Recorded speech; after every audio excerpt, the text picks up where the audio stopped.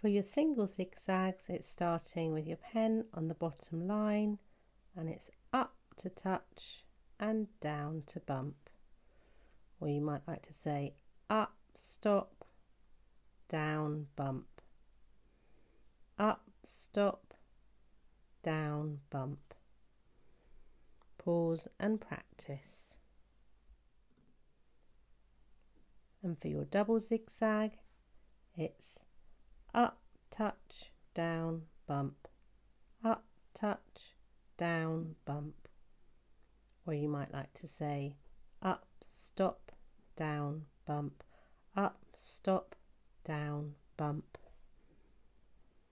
Pause and practice. For your single curves, it's pen or pencil on the bottom line, and it's up and over, down and bump. So just touching as you come over. Up and over, down and bump. Pause and practice. And for your double curve, it's up and over, down and bump, and up and over, down and bump. One nice smooth movement. Up and over, down and bump, and up and over, down and bump. Pause and practice.